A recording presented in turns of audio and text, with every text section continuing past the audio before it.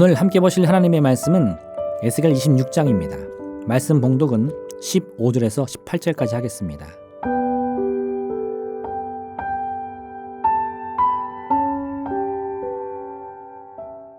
주 여호와께서 이같이 두로에 대하여 말씀하시되 내가 엎드러지는 소리에 모든 섬이 진동하지 아니하겠느냐. 곧 너희 가운데에 상한 자가 부르짖으며 죽임을 당할 때에라. 그때에 바다의 모든 왕이 그 보좌에서 내려 조복을 벗으며 수놓은 옷을 버리고 떨림을 입듯 하고 땅에 앉아서 너로 말미암아 무시로 떨며 놀랄 것이며 그들이 너를 위하여 슬픈 노래를 불러 이르기를 항해자가 살았던 유명한 성읍이여 너와 너의 주민이 바다 가운데에 있어 견고하였도다. 해변의 모든 주민을 두렵게 하였더니 어찌 그리 멸망하였는고. 내가 무너지는 그날에 섬들이 진동할 것이며 바다 가운데의 섬들이 내 결국을 보고 놀라리로다 하리라. 아민.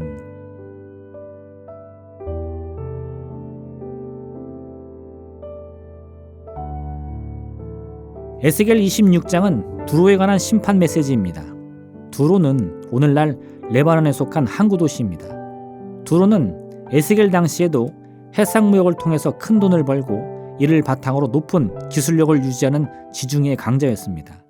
솔로몬 왕은 예루살렘 성전을 건축할 때 이 두로에서 좋은 건축자재를 구했고 또 뛰어난 건축자들을 데려왔습니다.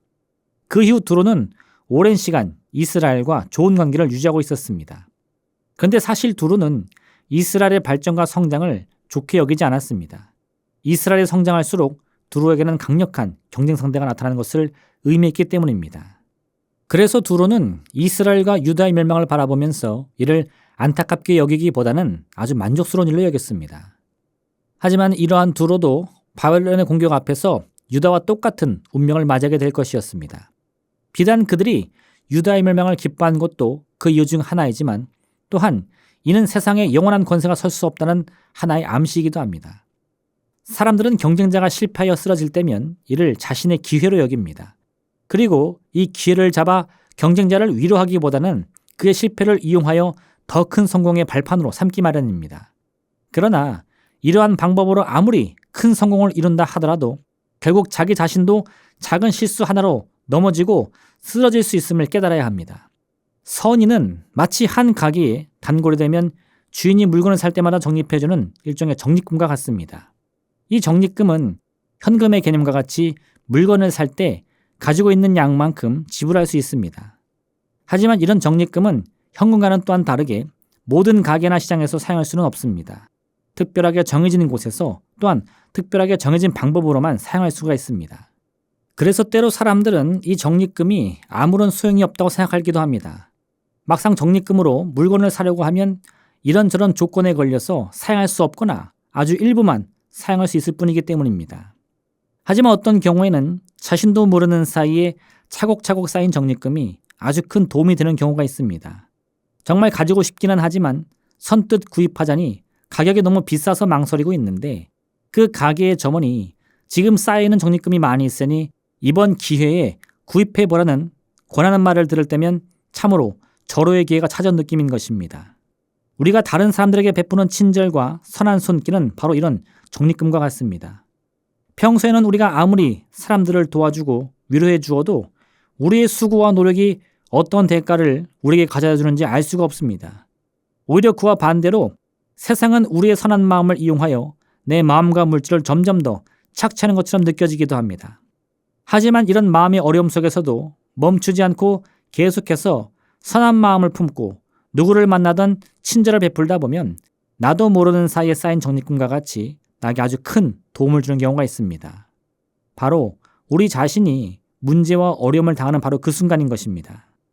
내가 문제와 어려움을 당하여 큰 위기를 만나게 되면 바로 그 순간 그동안 내 자신이 친절을 베푼 이들이 나의 슬픔을 위로하고 내 문제를 해결해주는 큰 도움이 되어주는 것입니다. 성경은 하나님의 나라를 이와 같이 말씀합니다. 암소와 곰이 함께 먹으며 그것들의 새끼가 함께 엎드리며 사자가 소처럼 풀을 먹을 것이며 젖 먹는 아이가 독사의 구멍에서 장난하며 젖된 어린 아이가 독사의 굴에 손을 넣을 것이라. 내 거룩한 산 모든 곳에서 해됨도 없고 상함도 없을 것이니 이는 물이 바다를 덮음같이 여호와를 아는 지식이 세상에 충만할 것임이니라. 하나님의 나라는 곰이나 사자와 같은 맹수가 소로 변하여 이루어지는 나라가 아닙니다. 사자는 사자 그대로, 곰은 곰의 모습 그대로 남아 있습니다. 하지만 사자와 같은 사람도, 곰과 같은 사람도 자신의 이기심과 욕심을 버리고 소와 함께 기꺼이 어울리는 것을 마다하지 않습니다.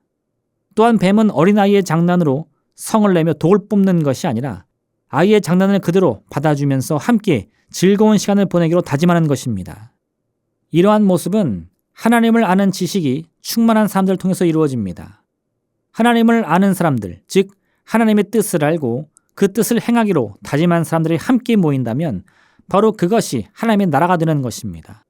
그리고 그 나라는 모두가 똑같은 모습, 똑같은 생각을 품는 그런 나라가 아니라 각자의 모습과 생각 그대로를 간직하며 살아가지만 또한 그와 동시에 서로가 서로의 슬픔을 위로하며 서로의 기쁨을 함께 나누는 것을 망설이지 않고 시기하지 않고 기꺼이 즐겨하는 그러한 나라인 것입니다. 이는 서로를 향한 친절의 마음으로부터 비롯되는 것입니다. 아내를 향한 남편의 작은 친절이 행복한 부부관계를 만듭니다. 아이를 향한 부모의 작은 헌신과 희생이 행복한 가정을 이루는 가장 중요한 기초인 것입니다. 서로가 서로를 향해 베푸는 친절이야말로 이 땅에 하나님의 뜻을 이루는 가장 강력한 힘이 될 수 있습니다. 오늘 하루 그리스도 예수의 마음을 품고서 어느 곳에서 누구를 만나던 이 친절의 손길을 베풀어 보시기를 바랍니다. 당장은 내가 친절을 베풀기 위해 오로지 나만 노력하는 것 같고 나만 손해보는 것 같이 느껴지겠지만 결국은 내가 뿌린 친절의 씨앗들이 결코 의미 없이 사라지지 않는다는 사실을 반드시 깨닫게 될 것입니다. 예수님께서 이 땅에 오셔서 우리 모두를 위해 십자가를 지었을 때 모든 사람들은 자신의 죄값을 용서받았습니다. 하지만 지금 이 순간에도 수많은 사람들이 자신이 받은 예수님의 사랑이 무엇인지를 깨닫지 못하고 살아가고 있습니다. 그럼에도 불구하고 예수님께서는 이런 어리석고 이기적인 인류를 위해 기꺼이 십자가를 지었습니다. 그 모든 고통과 멸시를 다 감당하셨습니다. 이런 예수님의 십자가 고난과 죽음을 통해서 이제 우리는 누구든지 죄와 저주로부터 해방되어 진정한 기쁨과 평안과 행복과 생명을 향해 나갈 수 있는 구원의 길을 얻게 된 것입니다. 모든 것이 예수님의 친절과 사랑에서부터 시작된 것입니다. 우리도 마찬가지입니다. 우리가 베푸는 친절의 씨앗은 반드시 누군가의 삶과 운명을 바꿀 만한 큰 힘이 있습니다. 또한 우리 자신이 뿌린 친절의 씨앗이 맺는 풍성한 열매는 언젠가 우리 자신에게도 아주 큰 도움의 힘이 되어줄 것입니다. 그러므로 오늘 하루 세상 풍조가 아닌 예수 그리스도의 마음을 따라 오직 친절한 마음으로 세상의 어둠을 품는 여러분 되시기를 바랍니다. 기도하겠습니다. 사랑의 하나님 아버지, 세상을 바꿀 힘이 큰 권세나 물질이 아닌 내 안에 담겨있는 작은 친절의 씨앗으로부터 시작된다는 사실을 알게 하여 주옵소서. 내가 누군가를 향해서 친절의 손길을 내밀 때 그 작은 정성의 씨앗은 생명의 땅에 심겨져 풍성한 열매 가운데 우리의 삶을 바꾸는 큰 힘이 되어주는 것입니다. 그러므로 오늘 하루 그 무엇보다 내가 하나님께로부터 거저받은 이 귀한 은혜를 아무 값없이 함께 나눌 수 있는 귀한 삶을 살게 하여 주옵소서. 남편은 아내를 위해, 아내는 남편을 위해, 부모는 자식을 위해, 자녀는 부모를 위해 함께 친절의 마음을 품고 친절의 말을 하며 서로의 마음을 어루만질 수 있는 귀하고 복된 가정을 이루게 허락하여 주옵소서. 예수님의 이름으로 기도합니다. 아멘.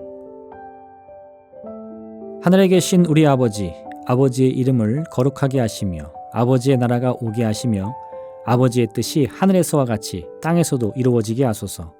오늘 우리에게 일용할 양식을 주시고 우리가 우리에게 잘못한 사람을 용서하여 준 것 같이 우리 죄를 용서하여 주시고 우리를 시험에 빠지지 않게 하시고 악에서 구하소서.